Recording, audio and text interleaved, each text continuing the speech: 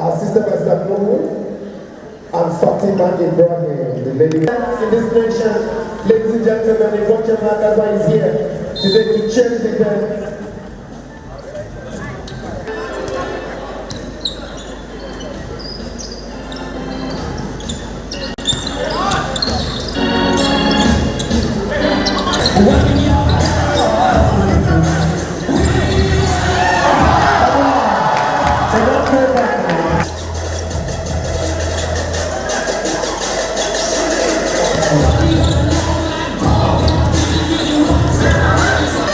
White Nigeria is in the building. Let's have a white Nigeria, come on.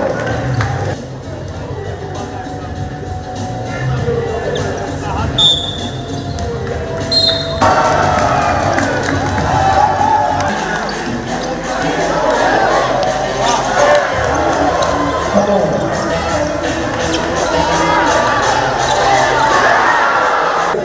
God bless you. I think your hope is from put to the wall. Michael? Okay. Okay. Hello and welcome on 360 Sport on Trust TV. I'm Adeni Jishafe. At least enjoying some sport there, basketball and also football. But right now we need to take you around the world of sport quickly as we start with basketball story. Basketball, Nigeria get FIBA Africa's wild card for AfroCan despite defeat against Cote d'Ivoire. We lost against Cote d'Ivoire in that game that took place in Abidjan, but still, after FIBA deemed it fit to actually grant Nigeria the opportunity because they got us on wild card opportunity to play at the competition that will be coming up in Luanda, Angola. FIBA AfroBasket will be starting on 7th of July, and it will be a big one there. Quickly, we look at those teams that will be participating in the competition. Nigeria now being able to be placed in Group B. In Group A, you have Cote d'Ivoire, Kenya, Gabon. In Group B is Nigeria, Angola, the host nation, and Mali. While in Group C, you have Morocco, Tunisia, Rwanda, and in Group D, you have Cameroon, DR Congo, and Mozambique. Those are the teams that will be participating at the FIBA African AfroCan Championship slated for Angola from July 7th thereabout. Right now, Nigerian team, they can still play, at least showcase their talent when it comes to basketball in Africa. The Tigers, the home-based players, they will be there to at least prove a point that's not been able to defeat Cote d'Ivoire. It was just a mistake. After all, they were able to win one game and they lost one. Well, right now we'll be joined from Lokoja by Ahmad Emmanuel. Ahmad Emmanuel, good to have you on the show. A beautiful morning to you. Always a delight to join you on Trust TV Sports. Of course, it's actually exciting really to see you once again.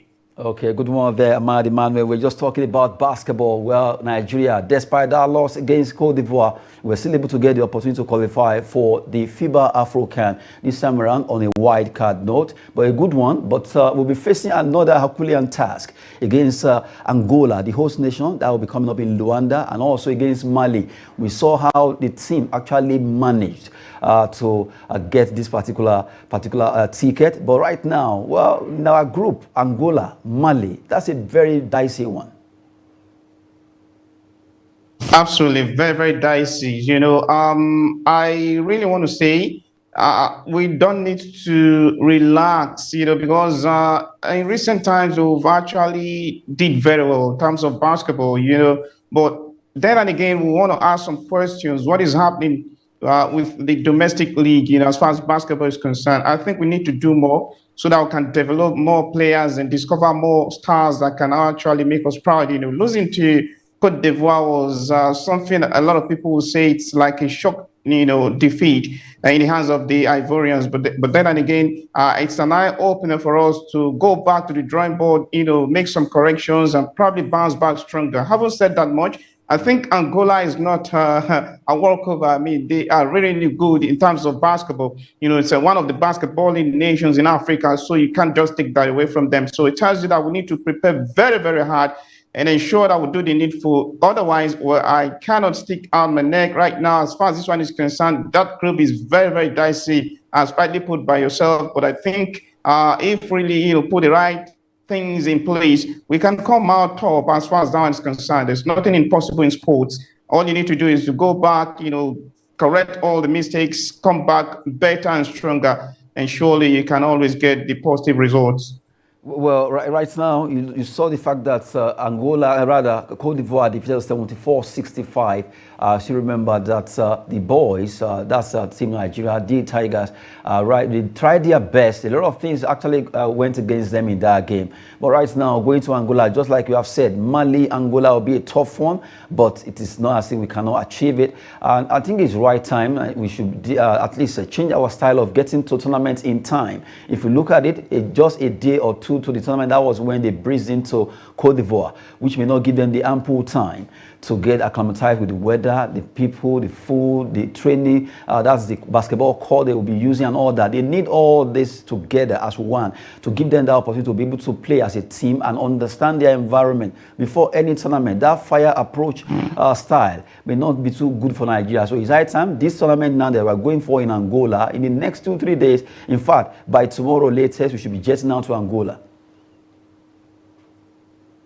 Definitely, the fire brigade approach is another factor I think really affecting us. Sometimes I just ask myself, I don't know people, I don't know people that are really saddled with the responsibility of monitoring the calendar, ensure that, okay, when are we going to have these? When exactly, do we really need to have some players in camp, ensure that they train together, give them this sense of, that, oh, you're going for something very important and there's need for you to prepare. Just imagine a player relaxing and just put a call to him and say, hey, come to camp and tomorrow we're jetting out for a competition that will probably be starting in another 2 days time.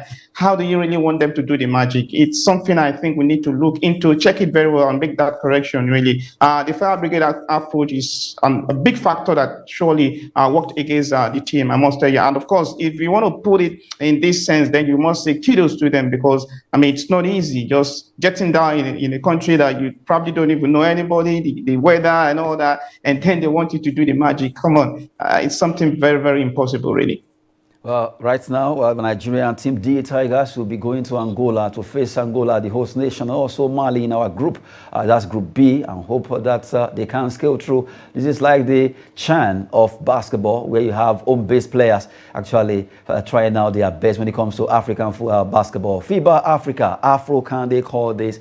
And we hope that the Tigers will pick up the pieces, just like they tried in Abidjan, Cote d'Ivoire, and get better by the time they get to Luanda, Angola. Let's cross over from basketball to football. Over there in Asaba. Asaba is the place to be now because football at its best is being played there, where the NNL Super 8 teams slugging it out in the Northern and Southern Conference of the Super 8. Let's look at that particular story. Right now, Sporting Lagos grab first NPL ticket, Pillars on the Brink. We look at the results quickly. We look at the fact that 8 teams are fighting hard in that game that was played between EFCC of Abuja against Katsina United in Asaba. Well, it was a match that actually saw EFCC arresting them 2-1. What the title there, they arrested Katsina United 2-1 there. Then Kano Pillars defeated DMDFC by 2-0 for the same educator boys. They did well there, winning that game 2-0 in their favor. Let's look at their own table before we talk about the Southern Conference alongside Ahmad Emmanuel. Kano Pillars, they have 6 points now after playing 2 matches. And you have Katsina United, EFCC, and also DMD standing 4th on the log. I will actually keep that for you to talk about it, Ahmad. But let's look at the Southern Conference. Let's look at the result. As I also went down, FC1 Rockets. It was a good one for Atlant. Atlant defeated them 1-0 in that game. Good one for Atlant FC there. Then you look at the second result, Sporting Lagos, a team that just got so right now they are really doing so well. They've been able to scale through to the NPL. Good one for them. That's the Sporting Lagos defeating Abeokuta Stormers 2-0 in that game that was played yesterday by 4 p.m. And now looking at the table as it stands, you have Sporting Lagos, a 6-point Heartland, Abeokuta Stormers, and you have FC1 Rocket in that pecking order. Ahmad Emmanuel, let's start from the Northern Conference, looking at those results there. You look at the way it is right now. Kano Pillars, they are on the brink of scaling through back to the NPL where they used to be. Well, I think before this Super 8 tourney, a lot of people already tipped Kano Pillar to make it back to NPL come next season. Remember how they got relegated to the NNL? Of course, they went there, they fought so hard, and of course, here they are fighting to get back to the elite, a league as far as this country is concerned. And it's not a surprise, though, that they're doing very well. But then I want to cast our mind back to the first game against EFCC. If you watch that game clearly very well, Kano Pillars actually won that game, maybe based on experience. EFCC side is a team to watch out for. I keep telling people, they came out stronger from nowhere. And, in the second stanza of the league, they didn't lose any game. And then here they are fighting, to even gain promotion to, NPL come next season. So they were doing the playing, and Kano Pillars only scored that goal and they defended, and that was it. So when they came up against, Castina United, and they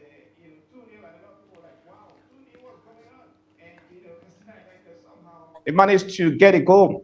Turns out to be mere consolation for them. I told people, this is a team to really watch out for. So I wouldn't be surprised if at the end of the day, maybe somehow EFCC will surely prove a lot of bookmakers wrong, by joining maybe Kano Pillars. I may be wrong, but from the way I'm really looking at it right now, yes, you see, might just surprise a lot of people. And of course, the DMD, I see them as the whipping team in that, Northern Conference group, because I don't really see them, doing any magical thing against EFCC, who probably they'll be facing in the next match if that game is not even on as we speak right now, if I'm not mistaken. So I think it's a good one. I will see the best of football, like you rightly stated right there at the Stephen Keshi Stadium in Asaba. A place to be right now because, the NWFL Super 8 also, Super 6 also went that there. And it was a really, massive one. And I think from the look of things, Delta is becoming a whole for sports. So a lot of people should watch out for Delta State.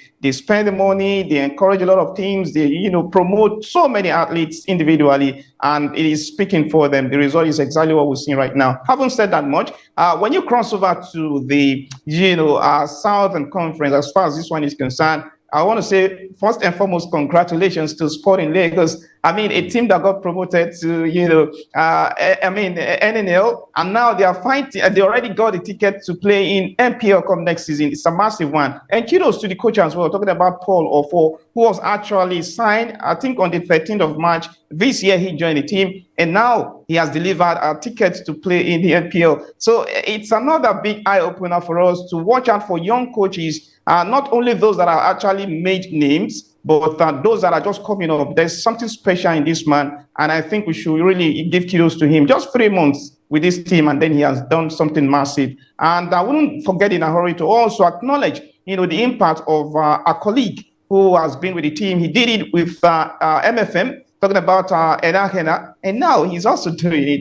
He has even done it, I should say, with Sporting Lagos. So Lagos will have massive NPL matches, and fans will surely be thrilled come next season. As far as this one is concerned, I'm super excited, really, I must tell you. And it can only get better, because if you watch what is happening right now, there's been a little bit of relaxation from the fans. People are not enjoying the game. Then there's no pressure. There's no such maybe people coming out of films that match officials and all that. It's like we're getting oriented already. And I think with this mentality, our league can always get better than what we're seeing right now. But then kudos to the organizers and kudos to the teams as well. But however, whatever happens at the end of the day, I would say the best team really made it through, and there's nothing like sentiments of bias here.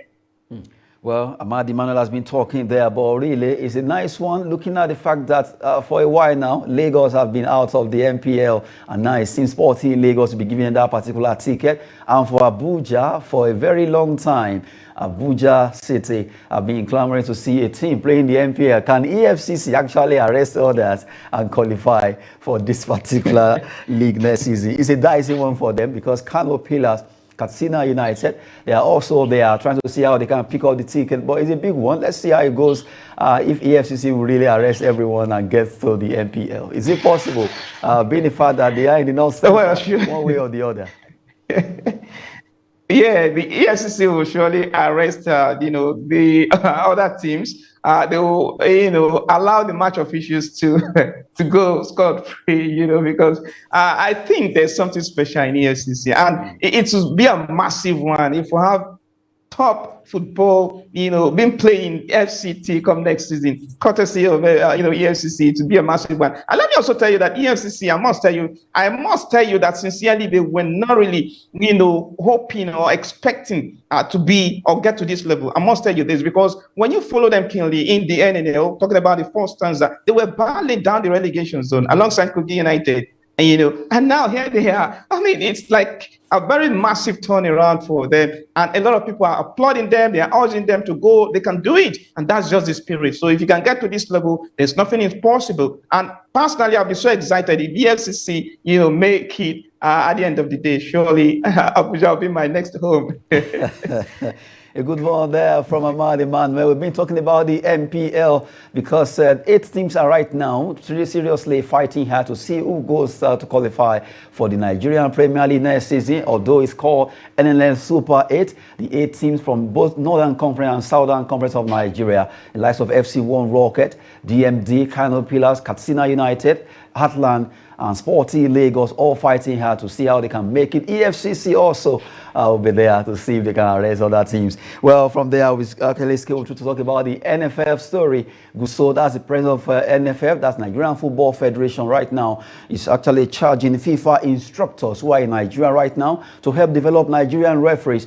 They are here in Nigeria for some developmental program that has to do with FIFA and Nigeria, and has to do with our referees. And the president is already talking that they should do everything possible to get our referees upbeat concerning the activities in the world of officiating. Right now, Ahmad Emmanuel, this is good because we've seen a lot of times that FIFA competition, be it junior, be it middle-age event, it's been a while we've seen Nigerian referees actually having the opportunity to refer games. But with this development now, after giving out additional these instructions to them from the FIFA instructors, we have hope that at least our referees will have the opportunity to have all those new rules and regulations coming up in FIFA, at least for them to be able to have the opportunity to play, or rather refer games being played by professional footballers.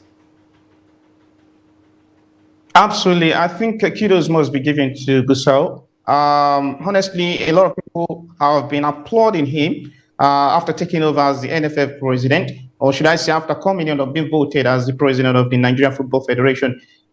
When you just talk about officiating, then you cast your mind back to the just concluded season, that is, a lot of people are really applauding that saw in by emerging champions, even the NNL really saw massive improvement in officiating, and that actually reduced the level of violence that we used to experience at match venues. Sometimes when the officials are not really delivering or probably doing the needful that people really expected them to do, it really, create a lot of, pressure, emotions among the fans. Some fans just cannot control their emotions, and then it will lead to something very ugly.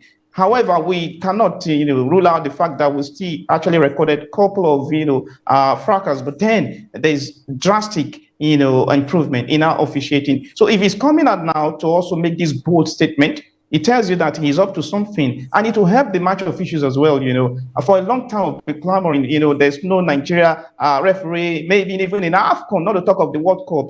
It's a big slap on our face as a country. So I think if the match officials can also lift up the billings, surely it will help them. It will raise their standard. Just imagine a Nigerian referee, officiating a World Cup match. It's going to be a big one for us as a nation. We'll be proud of that. Emmanuel, really. And the rules also, they need to monitor or check it very well and work towards it. Okay, and then thanks so much for joining from Lobuja. Really, time is against us now, but really appreciate your time with us with those analysis there. Thanks so much. Honestly, anytime we talk sport, time is not our friend. So, but then it's okay. Thank you so much for having me. Thanks so much, Ahmad Emmanuel. Okay, we just have to go now, but before we go, just 2-in-1. Look at French League 1 side. Strasbourg confirmed Patrick Vieira as coach, while Turkish club Trabzonspor join race to sign Paul Onuachu. They want to get him to sign for them, and he wants to get away from Southampton. I'm Adeniyi Ajishafe. Thanks for watching.